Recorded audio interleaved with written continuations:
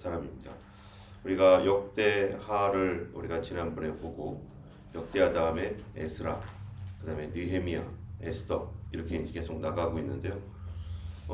아마 그 일정상으로 그 에스라, 느헤미야, 에스더까지 가면 느헤미야가 이제 444년경이기 때문에 그 이후에 말라키라는 성경이 하나가 더 있고 그리고 약 400년 동안 예수님 오시기 전까지 아무런 선지자도 없는 상황이 됩니다. 그래서 느헤미야와 에스라까지 이제 에스더까지 이제 끝나게 되면은 아마 그게 1월 28일, 9일 쯤 되는데요. 에스더가 한 두세 장 정도 남아 있는 그 상황이 되는데 그렇게 되면은 우리가 이제 말라기 성경의 역사적인 부분들은 거의 다 끝났기 때문에 그래서 400년의 간격이 있고 그 다음에 신약으로 이렇게 역사적으로 넘어가는데 그 400년의 간격을 신구약 중간 시대라고 합니다. 그래서 400년이 지난 다음에 이제 마태복음이 시작되는 것이죠. 그래서 우리가 성경을 보면은 말라기서 구약 성경에 말라기서가 있는데 말라기 다음에가 곧바로 이제 마태복음 나오는데 이 말라기와 마태복음 그 사이가 400년이 됩니다. 그리고 말라기는 느헤미야가 있었을 당시에 그 어간의 선지자거든요. 그래서 28일 그쯤 되면은 이제 신약 성경으로 이게 넘어가려고 그래요. 그래서 아마 그게 1월 28일인가가 월요일인가요? 그때 될 텐데 그러면은 그때 아마 현재 성경 읽고 있는 그 순서로는 마가복음이 될 겁니다. 마가복음 1장부터. 그래서 에스라, 느헤미야, 에스더까지 끝나고 나면 그 다음에 마가복음으로 이렇게 넘어가서 마가복음, 누가복음, 요한복음 그렇게 간 다음에 그 다음에가 아마 시편으로 아마 가는 것 같아요. 그 순서상으로는 시편 끝나면 사도행전부터 또 쭉 가가지고 요한계시록까지 해서 올 말에는 요한계시록까지 이렇게 가게 됩니다. 그렇게 되면은 아마 이제 역사서는 다 끝나지만 구약 성경에서는 우리가 이사야, 예레미야, 또 다니엘, 호세아, 요엘, 아모스, 오바댜, 요나, 미가 이러한 스바냐, 나훔, 스가랴, 합계 이런 부분들은 사실 역사서 안에 다 연결되어 있지만 또 특별히 그런 성경들에서 중요한 메시지들이 많은데 이런 부분들은 우리가 또 따로 내년도 성경 계획 안에서 또 이렇게 커버를 할 예정입니다. 어쨌든 올해는 이제 작년에는 창세기부터 시작해서 역대하까지 갔고 그리고 올 1월까지는 이제 역대하 이후의 역사가 느헤미야가 역사적으로는 마지막이니까 그 느헤미야 에스더까지 간 다음에 마가복음으로 간다는 거 기억하시고 혹시 여기 다 그룹장님들 다 오셨으니까 그렇게 하셔서 아마 1월 마지막 주 28일인가 7일인가 그쯤인데요. 에스더가 한 두세 장 남지만 그때부터 마가복음으로 이렇게 갈 예정입니다. 자, 느헤미야로 가면은요. 느헤미야는 언제적 사람인가 하면은 느헤미야가 쓰여진 것은 아마 420년경 BC 420년경으로 추측이 됩니다. 그리고 이 본문 느헤미야가 있는 느헤미야가 기록한 요 느헤미야서 요 내용은 아마 445년부터 425년경 그쯤에 일어난 일로 추측을 하고 있습니다. 이 느헤미야 당시는 아직까지는 페르시아 지배이기 때문에 페르시아가 이스라엘을 여전히 지배하고 있는 상황에서 왕들이 중요하죠. 지금 이스라엘과 유다가 이스라엘은 아시리아에서 유다는 바벨론에 의해서 멸망하고 바벨론은 어떻게 됐습니까? 페르시아에 의해서 이게 또 멸망을 했잖아요. 페르시아의 고레스 왕이 바벨론을 멸망시켰습니다. 그래서 이제 페르시아라는 제국이 쭉 형성되어 가지고 아마 BC 333년인가요? 그때까지 그리스가 이제 그리스의 알렉산더 대왕이 세상을 지배할 때까지 이제 페르시아 세상입니다. 지금도 여전히 이제 페르시아겠죠. 페르시아가 이 에스라, 느헤미야, 에스더 이 세 개의 성경이 다 페르시아 시대에 있었던 그러한 이야기입니다. 에스라는 에스라가 기록한 것은 뭐냐면은 고레스 왕 당시부터 에스라까지 고레스 왕이 BC 537년에 이스라엘에게 돌아가라고 그래서 1차 포로 귀환을 명령하고 그래서 이스라엘 백성이 돌아간 다음에 일어났던 사건들이 바로 에스라에 나와 있죠. 에스라 1장부터 7장까지인가요? 그래서 거기에 돌아갔던 사람들이 제일 먼저 했던 것이 성전을 건축하는 일. 그래서 성전을 20년 만에 건축을 해서 그들이 이제 예배를 다시 시작하게 되고 하나님 앞에 제사를 드릴 수 있도록 되었습니다. 그로부터 또 한참 지나서 450년경에 이제 에스라가 다시 백성들을 데리고 돌아가 가지고 여전히 신앙적으로 문제가 많고 제사는 드려지고 있지만 또 통혼에 의해서 또 옛날의 죄로 말미암아 똑같이 그렇게 살아가고 있는 그러한 그 절망적인 그런 상황.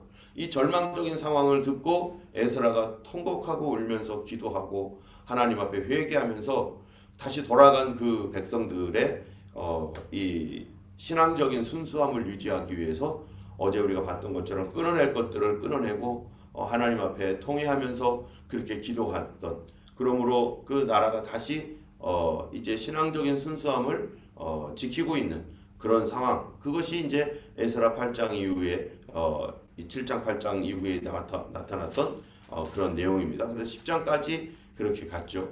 그런 다음에 이제 에스라가 그렇게 된 다음에 이제 444년에 이제 에스라는 450년경 450 몇 년이죠 정확하게 450년경에 그랬고 이제 느헤미야는 그로부터 약 10여 년 뒤에 이 444년경에 느헤미야가 돌아옵니다.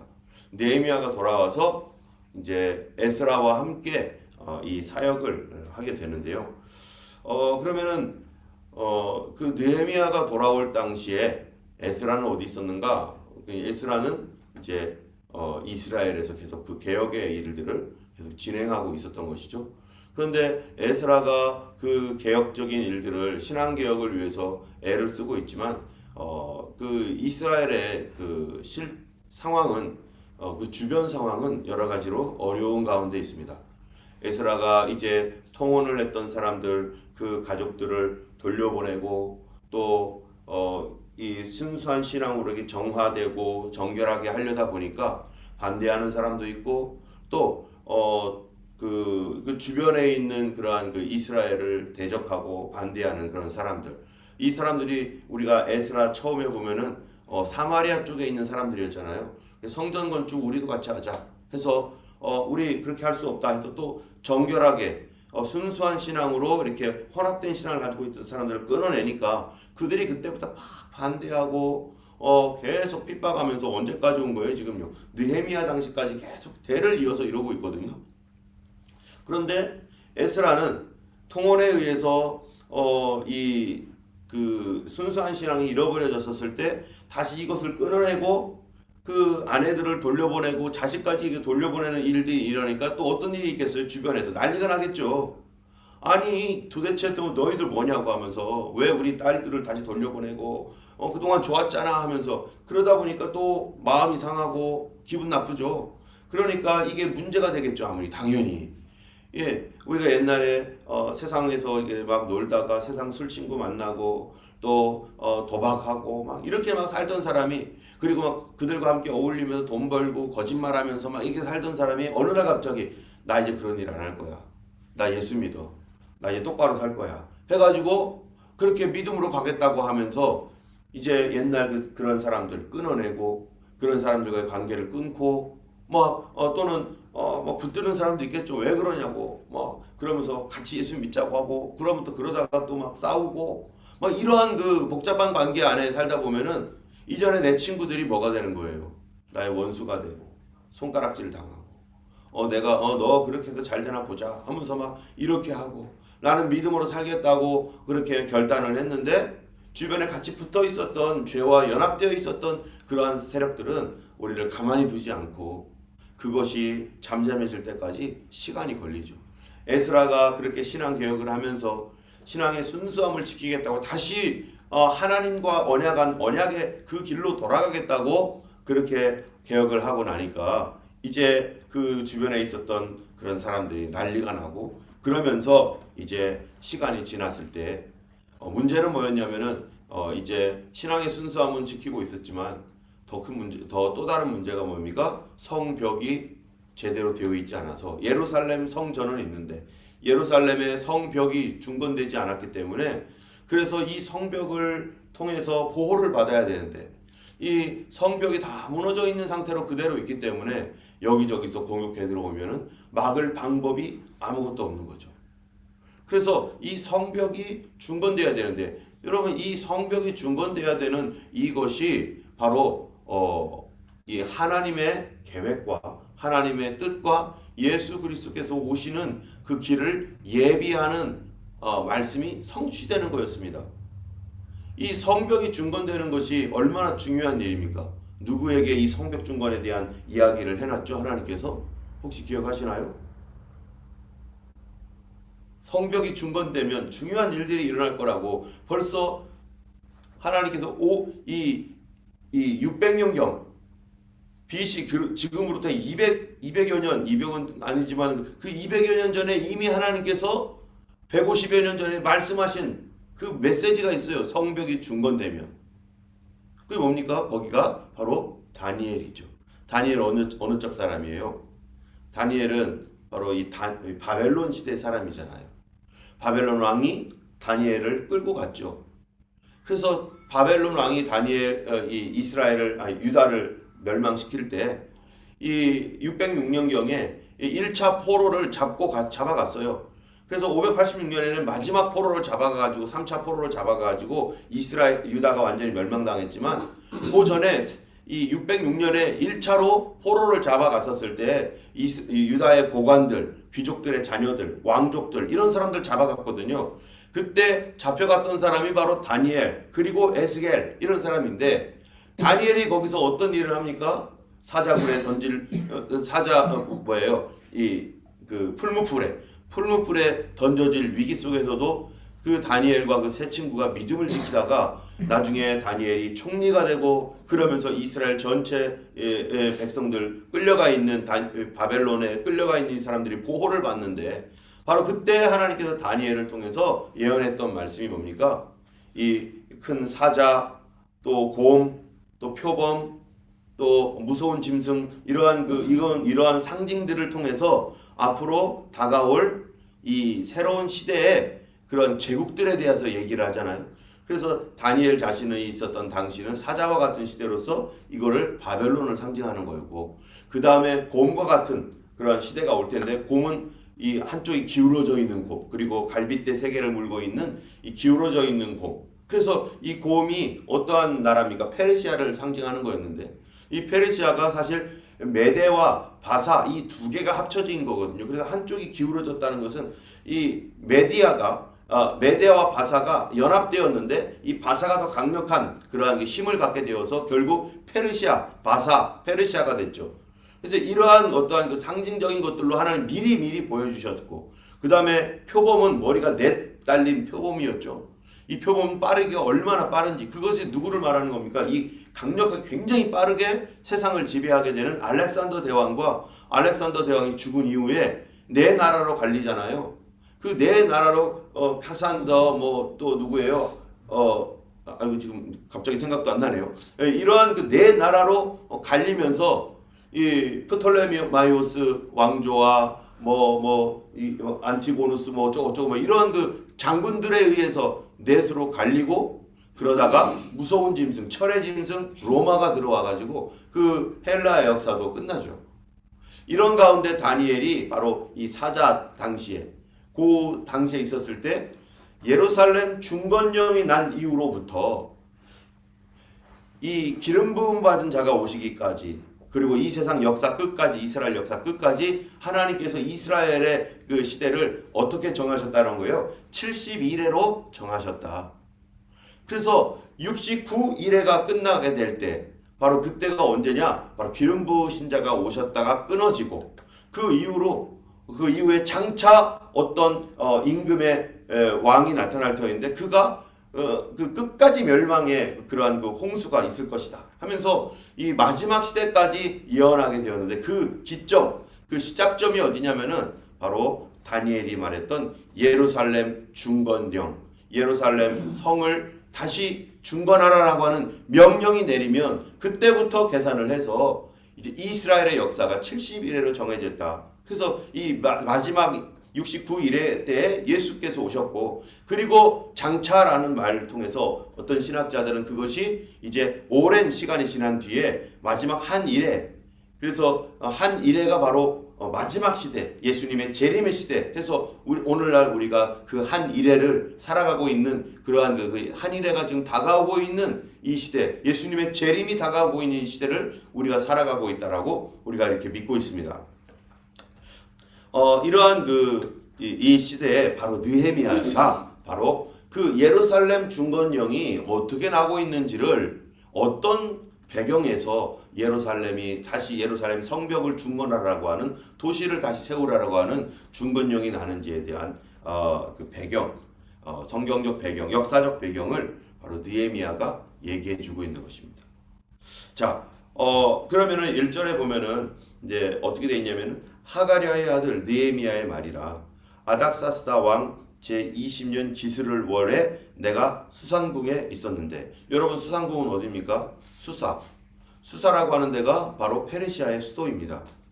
페르시아의 수도인데, 이때 이 기스를월 아닥사스다 왕, 이 이제 우리가 이 페르시아 왕들이 우리가 어쩔 수 없이 외워야 되는 거잖아요. 맨 처음에 페르시아를 만든 왕이 누굽니까? 이 키루스, 역사에서는 키루스라고 하는데, 고레스 대왕이 이제 페르시아 제국이 되었고, 고레스 때 이스라엘을 가라고 해서 돌려보냈고요. 그 다음에 그 두 번째 왕이 누구예요? 이 중간에 뭐 조금씩 다스리는 왕이 있지만, 성경에 유의미한 왕은 다리오 왕이죠. 다리오 왕 때 성전이 중건되어 가지고 성전을 다시 세웠죠. 그게 516년입니다. 그 다음에 이제 그 다음 왕이 뭐냐면은 이 아하수에로 왕이라는 왕이 있습니다. 여러분, 아하수에로 왕은 어떤 사람이냐면은 우리가 다음에 읽을, 느헤미야 끝나고 읽을 에스더의 남편이 되는 거죠. 이 세상 역사에서는 크세르크세스, 그래서 예전에 300이라는 영화가 나왔죠. 그래서 스파르타가 이제 이 페르시아와 대결을 하면서 300명의 군사로 스파르타의 그 엄청난 대군들, 크세르크세스의 엄청난 대군들을 물리친 얘기, 그 얘기가 나오는 역사적 배경에 해당되는 그 사람이 아하수에로, 그 사람이 세상 역사에서는 세르크세스라고 이렇게 하는데, 크세르크세스라고 하는 이 사람의 남편이 바로 에스더입니다. 그래서 이 크세르크세스는 그 300에 나오는 것처럼 이 전쟁에 패한 뒤에 그는 이제 쭈그러드는 거죠. 그래가지고 그 일로 인해서 이제 어려움을 겪기도 하고 뭐 그렇습니다.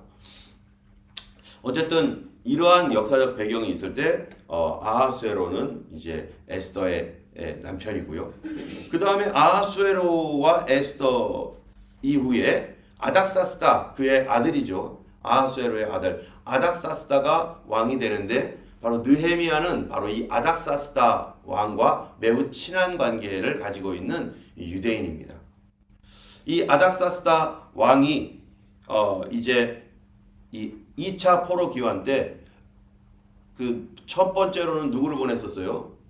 이 에스라를 먼저 보냈고, 에스라를 보내어서 그가 이제 그 신앙 개혁을 하도록 했고, 그 다음에 에스라를 보낸 뒤에 두 번째로 3차로 이제 느헤미야를 보내는데, 에스라는 458년경에 이제 가서 신앙 개혁을 이루고 이런 일을 했고, 그로부터 약 10년이 10여 년이 지난 뒤에 444년에 이제 그 느헤미야가 가게 되는 그 이야기가 느헤미야서입니다.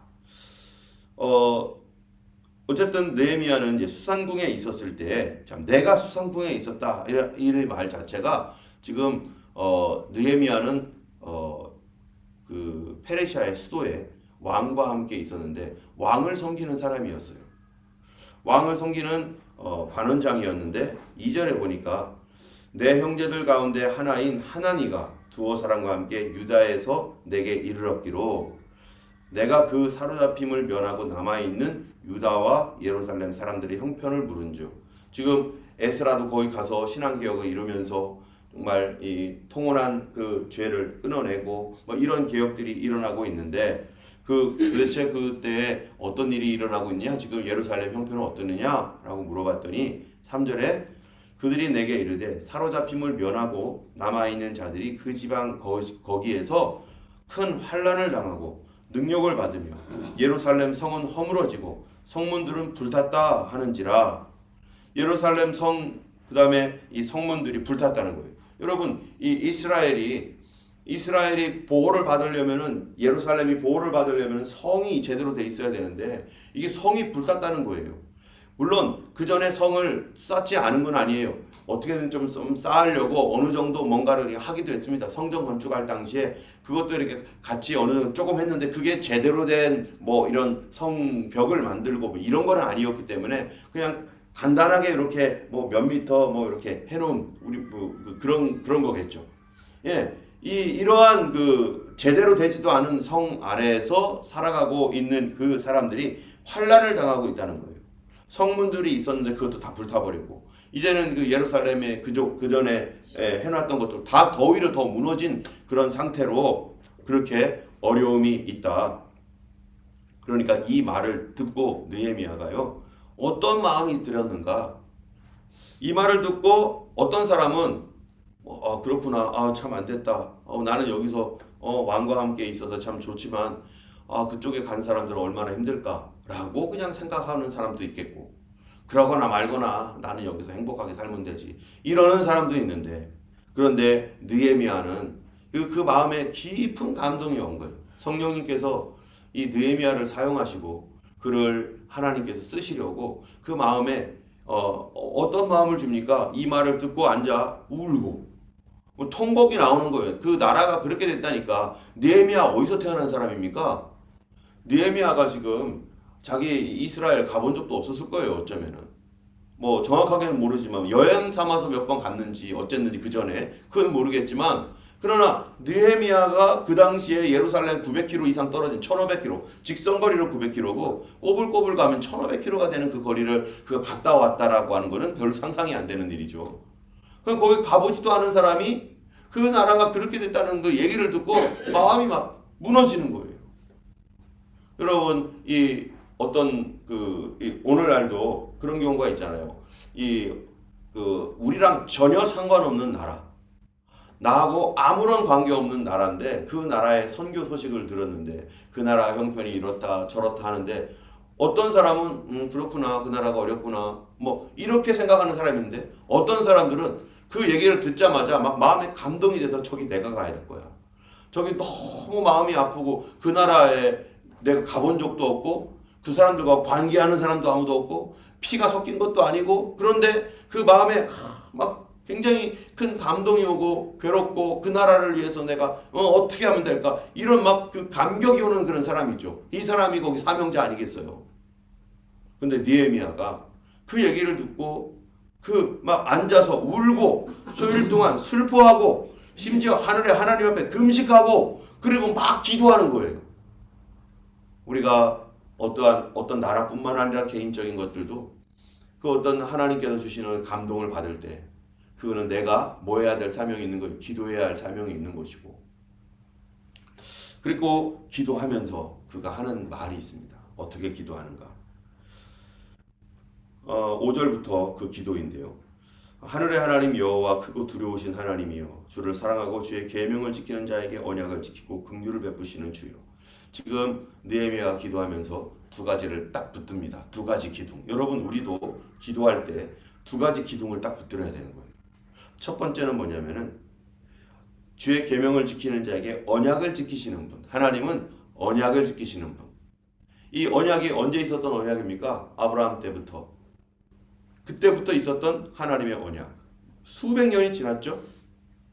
예, 이 아브라함 때부터 이 천년 훨씬 이상 전에 있었던 아브라함 때부터 하나님께 주셨던 그 언약, 변하지 않는 언약. 모세 시대 때 주셨던 언약, 변하지 않는 언약. 자기 민족에게 끝까지 변하지 않는 그 언약. 그 언약을 지키시는 하나님이다. 우리 하나님은 성경에 있는 이 말씀을 지키시는 하나님입니다. 때문에 우리가 기도할 때 무엇 가지고 기도해야 돼요? 느낌 가지고 기도해야 됩니까? 아닙니다. 느낌 가지고 기도하면 100% 실패하는 거예요. 우리는 느낌 가지고 기도하는 게 아니라 언약 가지고 기도하는 겁니다. 하나님 약속 가지고. 내가 아무리 죽을 죄인이고 내가 아무리 내가 스스로 봐도 참 못된 거, 나는 정말 하나님께 볼품이 없고 면목이 없는 죄인일지라도 성경에서 자기를 하나님 앞에 겸손하게 낮추며 어떠한 죄인이든 간에 주님 용서하시는 그 사랑을 의지하는 사람들의 구원자가 되시는 주님. 내 죄악을 고백하고 주님 앞에 자복할 때 우리를 얼마든지 용서하시는 하나님. 그 하나님의 그 긍휼과 자비의 약속이 있기 때문에 우리는 그 약속 붙들고 기도하는 거예요. 이 약속이 없다면 우리가 기도할 근거도 없는 거죠. 우리가 어떤 사람과 약속했기 때문에 그 약속 때문에 그것이 지켜지는 것처럼 우리 장소도 우리가 사용하는 거, 우리가 마음대로 사용하는 거 어떻게 사용할 수 있습니까? 약속이 있기 때문에 사용하는 거 아니에요? 우리는 한 주에 얼마씩 주겠다. 그래 너희들은 어떻게 사용해라. 그 서로 간의 약속 때문에 우리 약속된 시간은 우리 자신의 시간이거든요.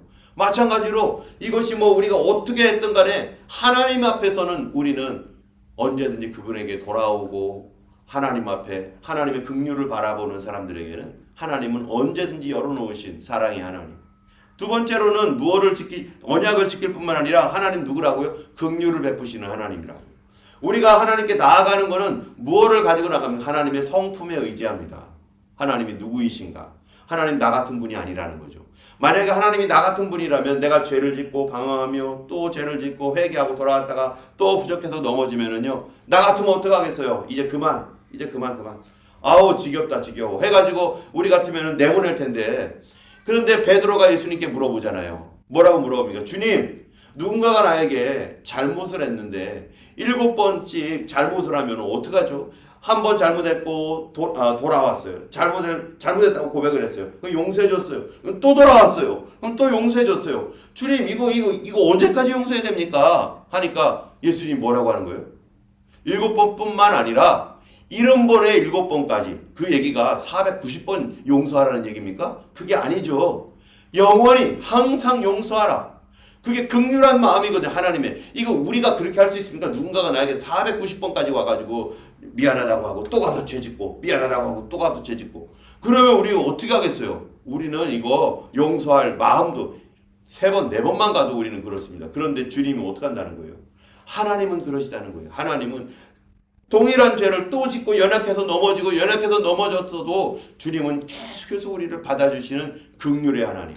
예수님을 왜 이 땅에 보내주셨습니까? 불쌍히 여기서 보내주셨다는 거예요. 하나님이 우리가 이렇게 살아가는 거 불쌍해서. 우리가 가끔 가다가 지나가다 보면은 이 고양이나 강아지들 보면은요, 집을 잃어버린 버려진 고양이나 강아지들 이런 거 있어요. 그럼 어떤 사람 또 그런 거 보면 또 못 견디는 사람이 있어. 그래서 강아지를 막 이렇게 하기도 하고. 왜요? 불쌍해서. 비록 사람은 아니라 강아지 같은 미물이고 고양이 같은 그 볼품없는 그런 미물일지라도 그게 불쌍하게 보이는 거예요. 그래서 나하고 아무런 관계도 없는데 데려다가 씻겨주고 그런 사람도 있잖아요. 이게 하나님께서 우리를 불쌍하게 여기셨다는 거. 지금도 하나님 어떻게 보신다는 거예요? 불쌍하게 보신다는 거예요. 인간적인 눈으로 죄인된 내 눈으로 보면 나 같은 사람 불쌍히 여길 이유도 없고 여길 필요도 없어요.